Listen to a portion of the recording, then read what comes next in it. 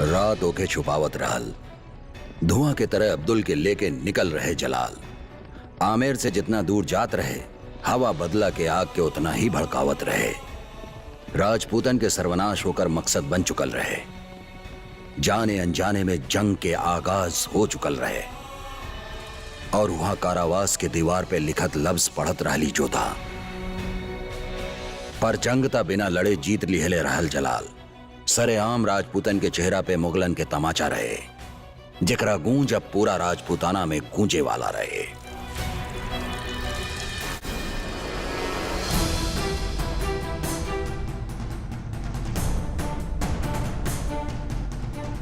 जा ढूंढा ओकरा के और देखा थे खत्म कर दा दोनों के। खुद तो पढ़ल लिखल रहे ना ऊ, पर दीवार पे आपन मंसूबा अब्दुल के हाथ लिखवा के गयल रहे। पर ओकरा में बात कहां पूरा रहे। हर पल अपना गर्दन पे जोधा के रखल तलवार ये महसूस करत रहे। अब एक ही ख्वाहिश रहे, जोधा के अपना जनान खाना में कैद करें के। देवी माँ के कृपा बा, आप ठीक बानी कुंवरी साहब? अच्छा भइल क्यों कैदी के ले गई नी? तू कहे का चाहत बड़ू? ये कि यदि वो कैदी के जगह आपके आपन मिट्टी के रौंद के गैल बाऊ, राजपुतानी पगड़ी के उछाल के गैल बाऊ, हमनी के तलवार के चुनौती दे के गैल बाऊ। खा कसम है मिट्टी के कि दुश्मन हमनी के जमीन से बच के ना जाई। ना बची, ना बची, ना बची। तो जा ढूंढा ओकरा के, जे के ढूंढ लाई वो सारा राजपुताना के उप सेनापति होखी। ई हमार वचन बा। जा।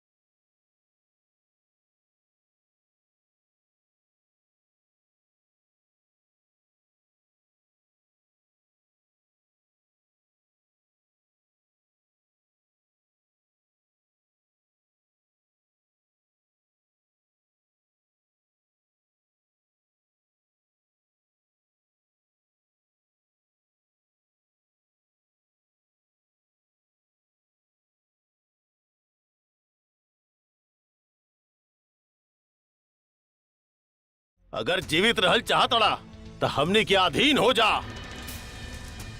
राजपूत तोहरा जीवन दान दे दी है।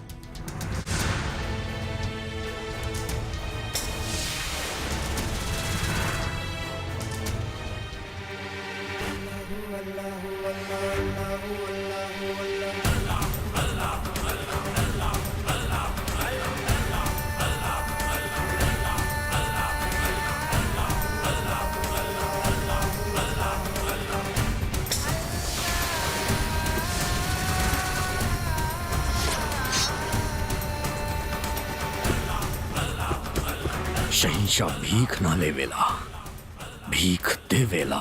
मारो ओकरा।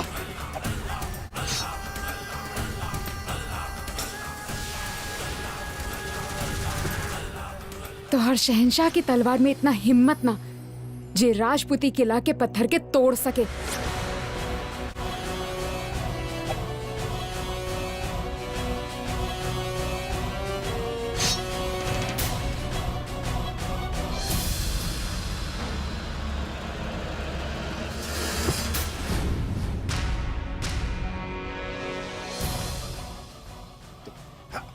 शहंशाह पीठ पे ना सीना पे वार करेला। जल्लाद कहेंगे इतना क्रूर बा कि आपन ही लोग के हाथ पैर के काटत फिरेला। औरतन के सम्मान करब तो जानेला ही ना। जल्लाद के सूरत देख ले बड़ा, अब सीरत भी देखा।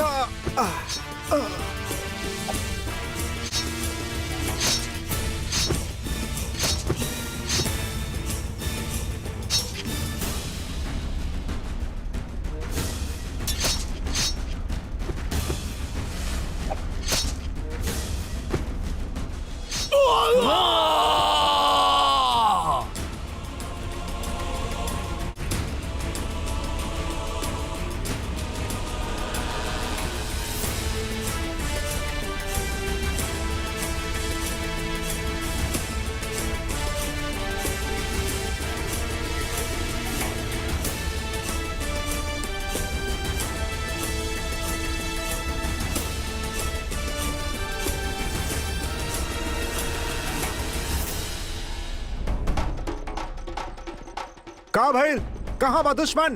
काली पहाड़ी के पीछे। जीजे जीजे रुक जाई। जीजे कहाँ जा रहल बानी? जीजे रुक जाई। अरे केहू रोक क्यों करा के?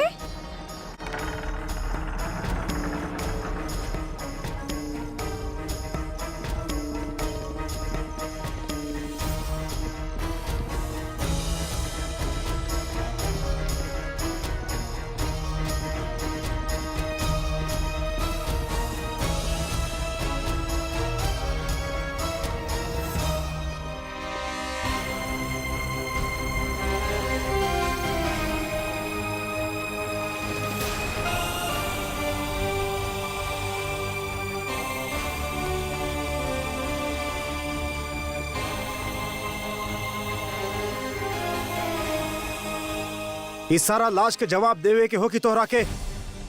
राजपूतन के खून के हर बूंद के हिसाब देवे के हो कि तोहरा के? जौना दिन हमरा से सामना हो कि तोहार तू ये दुनिया में ना होकबा जलाल।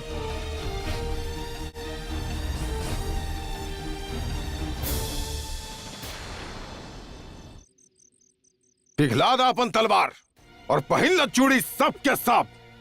वो अकेला इतना सारा राजपूत लोग के सामने जहां से आज ले को बंदी नहीं के भागल, वो अपन गुप्तचर के लेके भाग गई। का करी ओकर साहस के सराही या अपन हार पे रोई? वो जलालुद्दीन हमनी के पीठ पर वार कैले बा, बाकी हमनी राजपूत ओकरा जैसन कायर नहीं खी। सीना पर वार कैल जाई और मुंह तोड़ जवाब देहल जाई। अब तो हम आमेर के राजा कहलाए के योग्य ही ना रहनी। अब जी छोटा मत करी। इस सारा राजपूतन के गलती बा। हाँ, एमे से केहू जिए के योग्य नहीं खे। खंगार सिंह, जे मरल होके ओकरा ना मरल जाला। राजपूतन के आन और शान के विरुद्ध बाई। कौन आन और शान भाई साहब? वो सब ते छीन के ले गए हमनी से। सब ठीक हो जाई, आप सब विश्वास रखें। कुछ घाव सांत्वना से परे होखेला राजा सूर्यभान सिंह। मानिला, किंतु हर घाव के एक उत्तर हो खेला। बदला। और राजपूत अपन अपमान के जवाब देहल अच्छा तरह से जानेलन। हमरा के मां जम्बाई देवी के सौगंध कि जब तक जल्लाल के सर हम अपन तलवार से काट कर ना लाइला, तब तक हम जोधा से बियाह ना करब।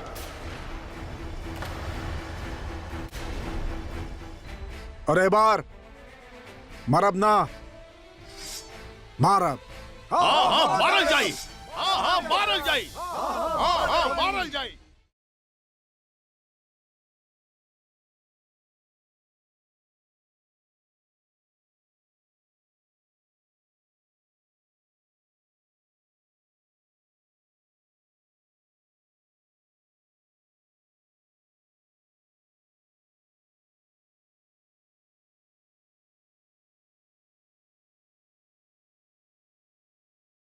ये कहा दादी सा, आप बिना किसी त्योहार सबके सिंदूर दाने दे रहा है? त्योहार बहुत जल्दी आवे वाला बाना बेटी।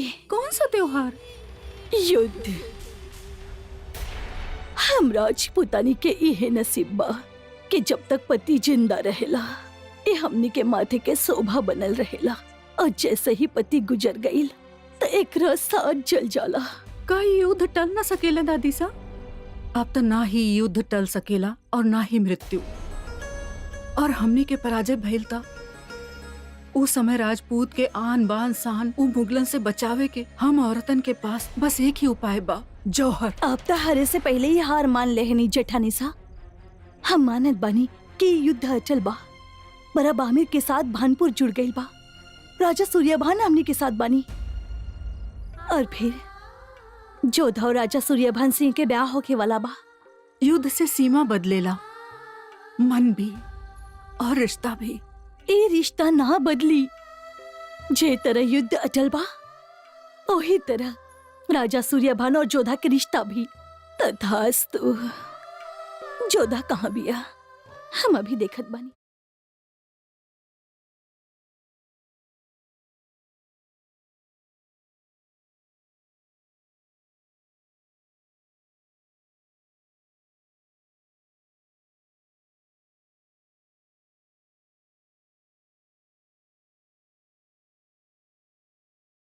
तू ओहिजा ओ दिन बावड़ी के पास का करत रहला?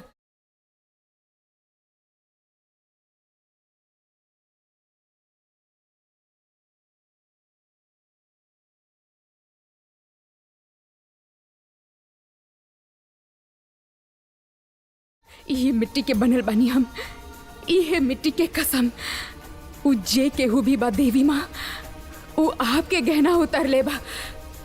हम ओकर सर उतार के ले आईब। जोधा का कर रहल बाड़ू? चल जा तू तो। जल ही तो रहल बानी मासा। उ जल्लाद हमार सामने खड़ा रहे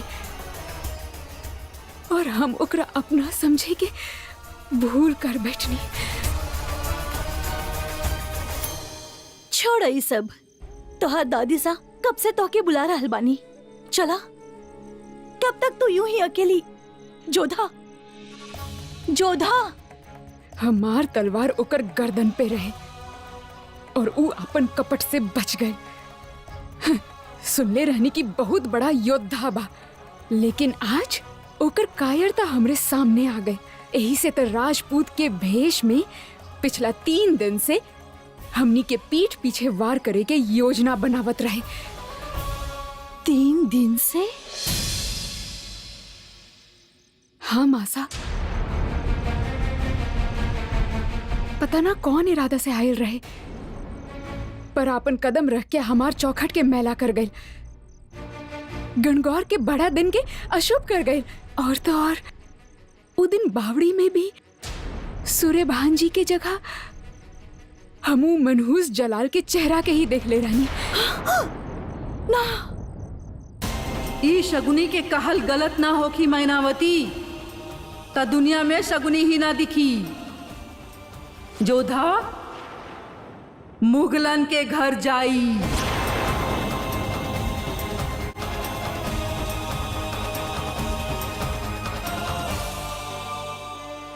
घनी खम्मा रानी मासा। का भइल मोतीबाई, तू रो काहे रहल बाड़ू? एक बुरी खबर रहे। का? जे राजा सूर्यभान जोधा से विवाह करे से मना कर देले।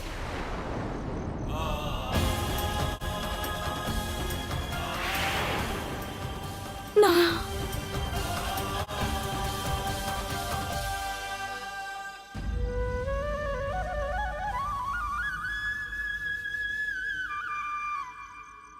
ई पत्र राजा सूर्यभान आपके देवे के कहले।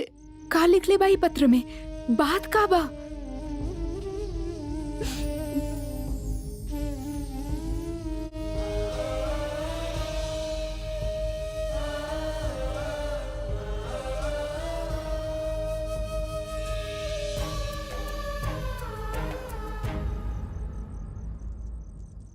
ए का सुन रहल बानी हम? आप हमरा जोधा के साथ ऐसा कैसे होवे दे सकेले? जोधा से ब्याह न करे के निर्णय हमार ना, स्वयं राजा सूर्यभान सिंह के बा। ता आप उनके रोकले काहे ना? राजा सूर्यभान सिंह एगो आदर्श राजा बाड़े, और एगो आदर्श राजा खातिर ओकर प्रजा और ओकर सुरक्षा ही ओकर सबसे बड़ा धर्म होखेला, अपन परिवार से भी बड़ा। आप सहमत बानी? हम उनकर स्थान पे होकती तो हम भी उहे करती। हमरा पता बा राजपूतन में इसे मिले के अनुमति ना देहल जाला, बाकी हमरा के कुछ जरूरी बात करे के रहे। हमारे निर्णय के सूचना तो आप तक पहुंच ही गई होगी जोधा। हमरा के गलत मत समझब जोधा। कल आमेर में हमार ब्याह के घोषणा के गुलाल रहे और आज युद्ध के घोषणा के बाद, जहां एक और प्रजा के माथे पर जलाल के डर होखी और वहां हमार माथा पर शादी के पगड़ी पहनल अच्छा ना लगी। कल तक सीमा जोड़े के बात रहे, आज बचाए के बा। हमरा के युद्ध के तैयारी खातिर चले के होखी, मिट्टी के ऋण चुकावे के होखी। उहे मिट्टी के बनल बानी हम, ई बात के गर्व रखतानी। कि हम एगो ऐसन राजा के रानी बनब जे अपना बारे में ना सोच के पहले आमेर के पूरा राजपुताना के बारे में सोचतानी। अगर युद्ध में कोनो अनहोनी हो गई तो शगुनी बाई की बात सच हो गई तो हमरा जोधा के का होगी? जात जात इतना अवश्य कहा कि जे केहू भी आपके और हमार जुदाई के कारण बनल बा, हम ओकरा के कबो क्षमा ना करब। अब या तो हम जीवित रहब या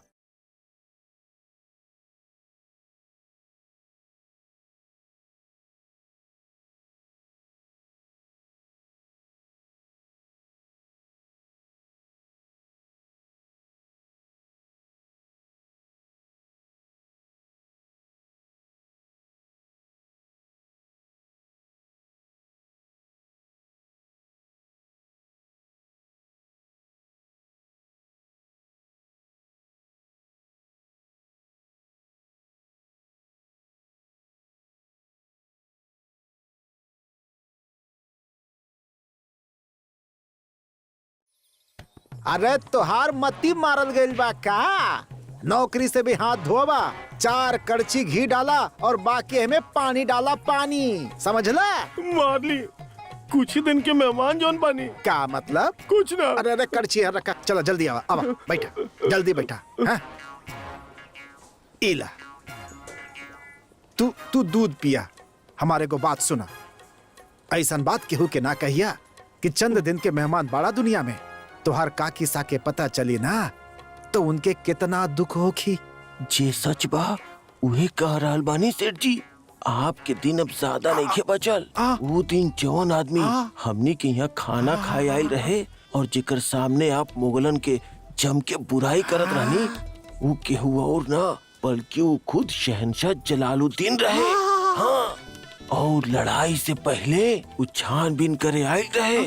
अगर हमरा के मिल जाए जलाल तक कसम में घी के उनके कड़ाही में डाल के उनके जलेबी के तरह कर दे। कहल जला क्यों बदला लिहल खूब जाने ला और हमरा अच्छा से याद बा। सर जी सर जी सर जी सर जी सर जी क्या हो गई?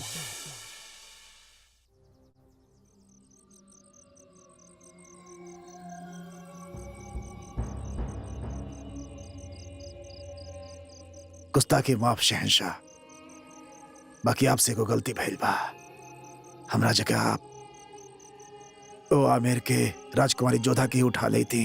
बन्नी की वो बेपनाह हुस्न के मल्लिका बाड़ी,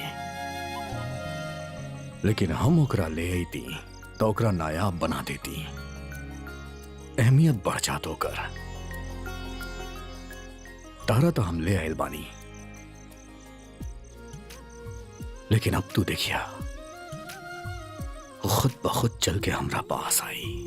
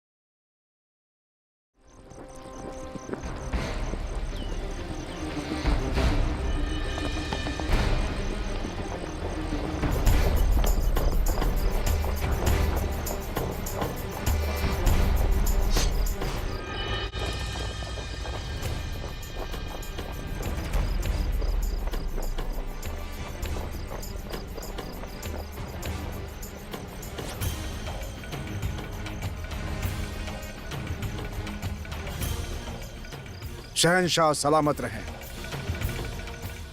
वजीर आला हुक्म दे रहे आपके ढूंढे के।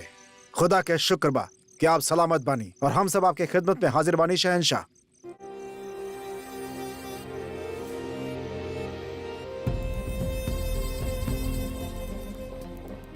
ई तरह जलाल बेहोश अब्दुल के लेके दुश्मन के इलाका के भेद कर शालपुर की ओर कूच कर चुकल रहे।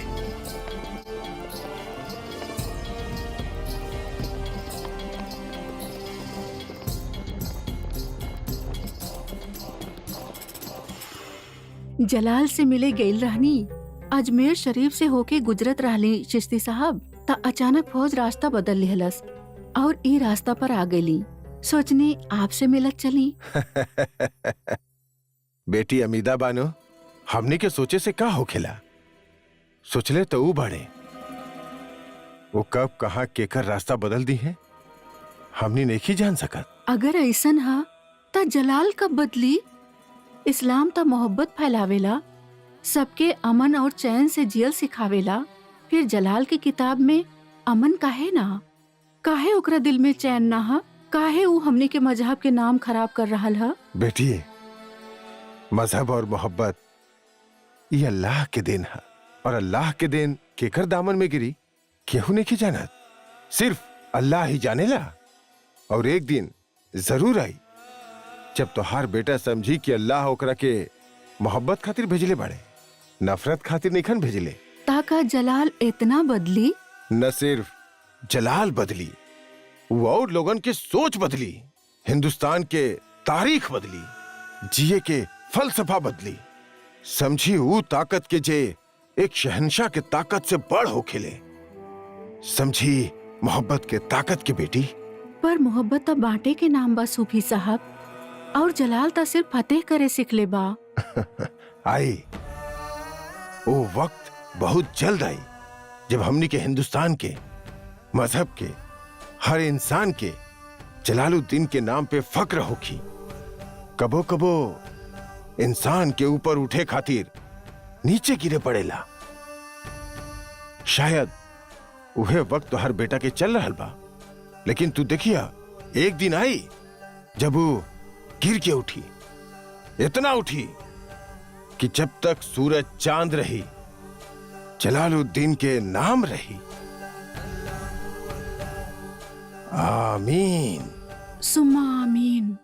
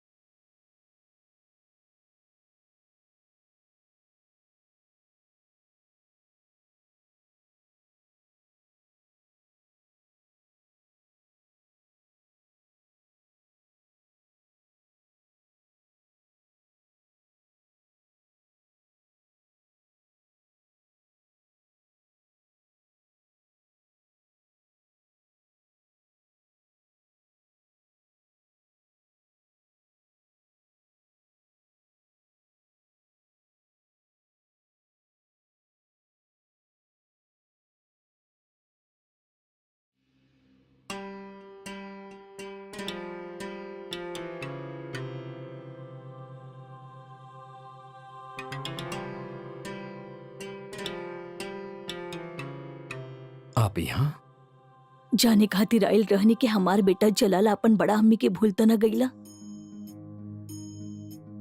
आप जाने ली हम आपके कबो भूल ना सकेली। ताज तो शहंशाह के सर के मोहताज हो खेले जलाल, पर ताज पहन के अपन बड़ अम्मी से मिलल हमके मंजूर नहीं है। हमार बड़ अम्मी के दर्जा इस सब से कहीं ऊपर है। वाकई ऐसे हमार बड़ा बेटा के सलामती के खबर हम तक ना पहुंचल, ऐसे ना कि महज हम एक दाइमा बानी। तक कहा भैल के हम आपके दूध पिलाईनी, आपके पाल पोस के बड़ा कईनी, हम आपके माँ के प्यार देवे की कोशिश कईनी। आपके जिंदगी में हमार कोनो अहमियत ही नहीं खे। हाँ? आप जाने ली कि हम मजबूर रानी, जाने ली आप कि हम सियासती बात में उलझल रानी। बड़ अम्मी हम वाकई शर्मिंदा बानी। अल्लाह ना करे कि आपके कोनो भी वजह से केहू के भी सामने शर्मिंदा होके के पड़े।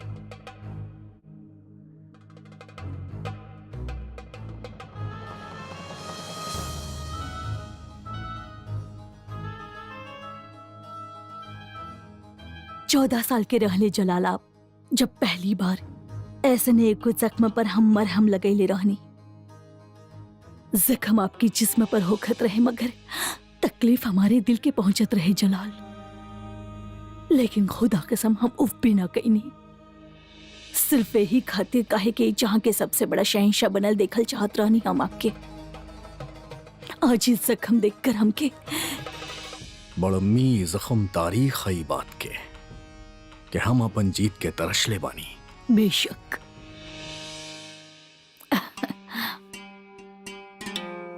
जलाल, ई मरहम से थोड़ा तकलीफ होगी।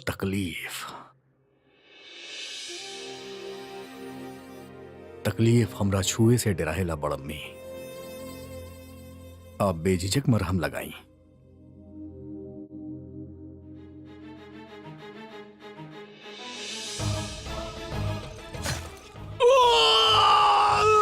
जहीर के साथे जे बैरम खान कैले रहल, ओकर मालूमात हमके जल्द से जल्द जलाल तक पहुंचावे के होगी। लेकिन कैसे?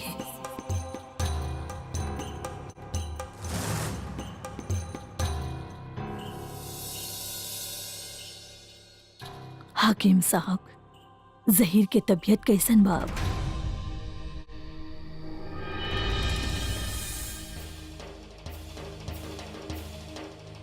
का भइल जहीर के? बड़ अम्मी का भइल जहीर के? जलाल, हम बताई हमरा के। आप खुद चलकर देखब तो बेहतर होगी जलाल।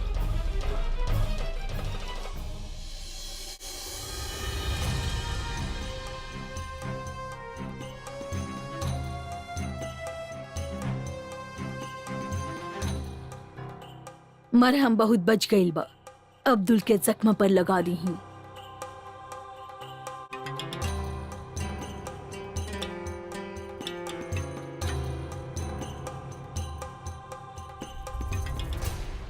जहीर,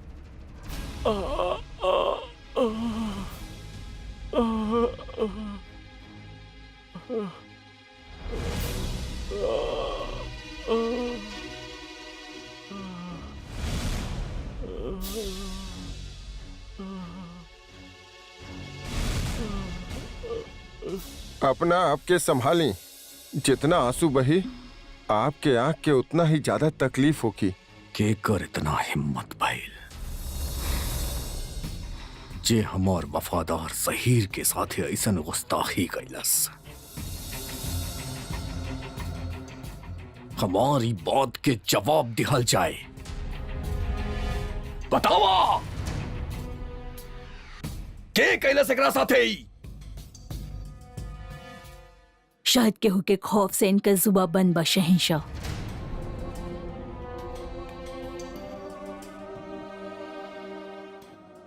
के कर?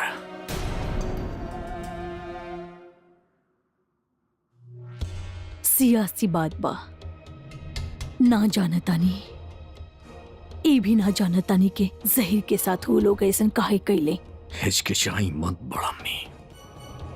हम उनका नाम अपन जुबान से ना ले सकिनी शहंशाह, कहे कि वो तो हर दिल में वालिद के हैसियत रखेले। खान बाबा,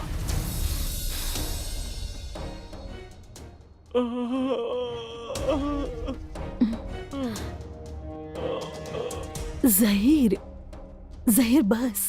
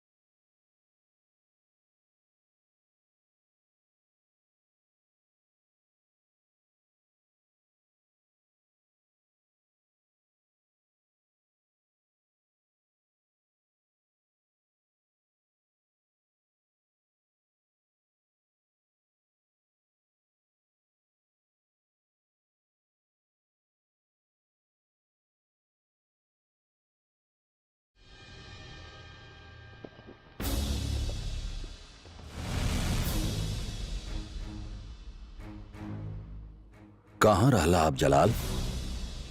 मुगलिया सल्तनत के सरताज के 3 दिन के खातिर लापता हो जा बहुत बड़ी बात बा, समझे लेना आप। आपके हिफाजत करल हमनी के जिम्मेदारी बा। हमें इत्तला कैले बगैर आपके अकेले यूं निकल जा अपना आपके खतरा में डालल रहे। खुदा ना खास्ता आपके कहीं कुछ हो जाता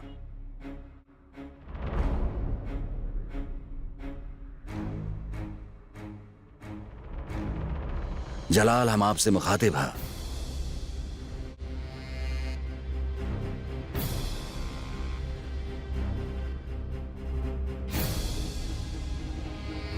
हम वालिद के जगह देले बानी आपके।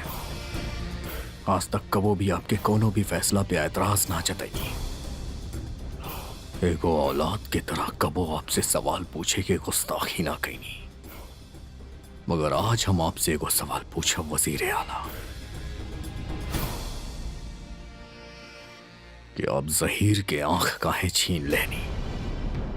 वो ओकरा गलती के सजा। कौन गलती? हम ओके आपके हिफाजत के खातिर रख ले रही। आप ओकरा नजर के आगे से चल गईला और वो ना वाकिफ रहे तो हम ओकरा से ओकर वो नजर छीन ले ली। मुगलिया सल्तनत के ऐसन दरबारन के जरूरत ना जे इतना बेखबर होके। तू हमार सबसे वफादार बाई बात जाने ली आप। हम ओकरा गुमराह कैले रानी, वो हमार हुक्म के नाफरमानी ना कैलस। आपके इंतजार करे के चाहत रहे, ये गलत कहनी आप। अगर आपके लागत बा कि हम जे कहनी वो गलत रहे ताईला शमशीर, आपके हक बा की है लम्हा आप इस शमशीर से हमारा आंख निकाल ला। हमके ये हरगिज गवारा ना कि आप हमके गलत समझा। मुगलिया सल्तनत के सरताज के हिफाजत करल यही के हम सबसे बड़ा वफादारी समझी ले।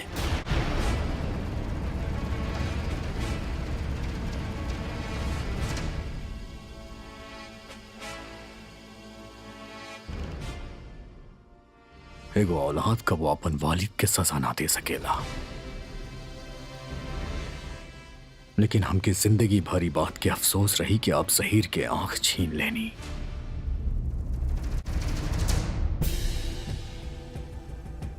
आइल तरहानी शहंशाह से मिले ही और यहाँ आके देखने की शहंशाह के वफादारन के साथ आप इतना बेरहमी से पेश आवेली। बेहतर यह होके कि आप सियासी मसला से दूर रहा। दूर तो आप हो जाइब, यही तरह शहंशाह के वफादारन के खत्म करत रहब तक। हम जानत बानी की बात के चिंगारी उ महामंगा धीले होकी, लेकिन बैरम खान के बात ना माने वाला के तय है हश्र होगी।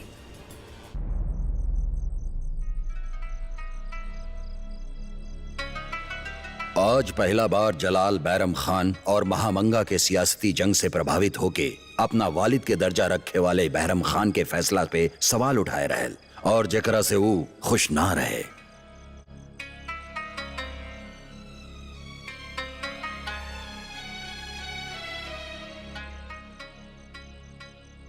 अस्सलाम वालेकुम।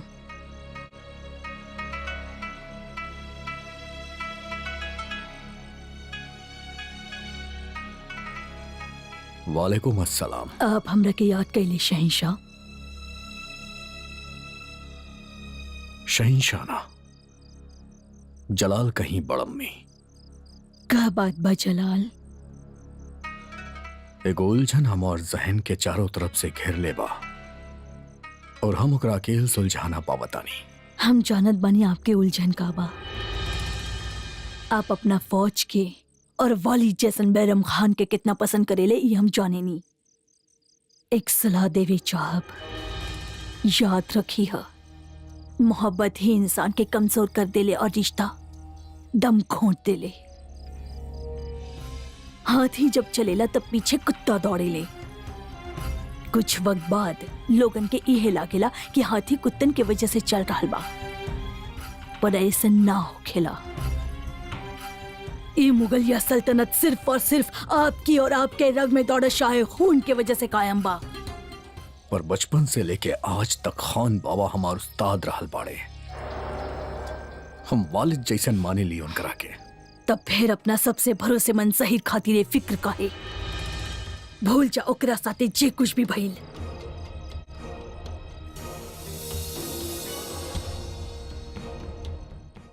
कौम आप पर भरोसा करेले जलाल, चाहे ले आपके अपना जिले इलाई के फैसला पे उनके यकीन बा। अल्लाह न करे कोनो दिन क्योंकि बेगुस्ताखी के वजह से ये यकीन टूटल तो वो दिन मुगलिया सल्तनत के खातिर सबसे बुरा दिन होगी। इतिहास गवाबा जलाल, जुल्म के हुकूमत कभी आबाद न रहल। आगे आप खुद समझदार रहें। खुदा हाफिज।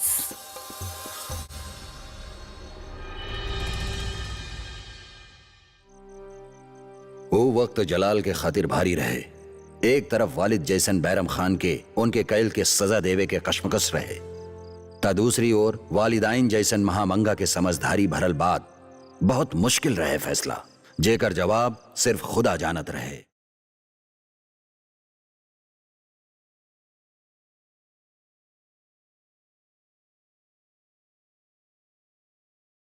वो अजान के आवाज के साथ अचानक जलाल के नजर के सामने एक चेहरा रोशन भइल। वो एक ही रहे जे ओकरा जहन के पढ़ सकत रहे, जलाल के बचपन के साथी जे जोधा से पहले ओकरा दिमाग पे राज करत रहे, ओकर बेगम रुकैया।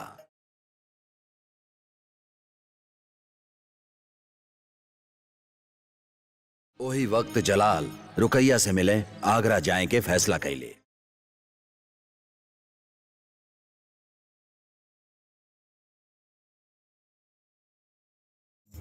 जब सहीर के साथे वो हादसा भइल रहे तब कहाँ रहला तू? हम आपके ढूंढे खतरी गइल रहनी। आपके वापसी के खबर सुन के हम अभी अभी लौटल बनी। का हम आपसे को बात पूछ सके नहीं? पूछा। शिकार पे तो आप ना गइल रहनी, कहे कि पूरा जंगल छान लेनी हम। का हम जान सकता नहीं कि इतना दिन तक आप कहाँ रहनी? अगर हम ई कहीं कि हम आमेर गए रहनी तका तू मनबा? आमिर? लेकिन वो तो हमने के राजपूत दुश्मन के खेमा हा। तब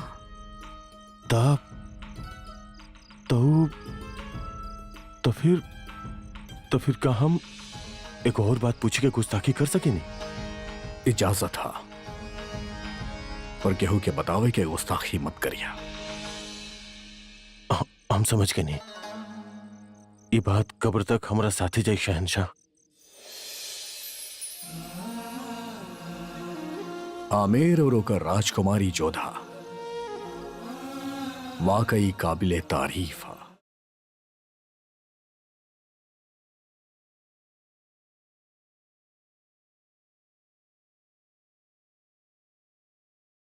तो फिर देरी कौन बात के शहनशाह? हमने के अभी आमिर पे कूच कर जाए ना शरफुद्दीन, सब्र करा।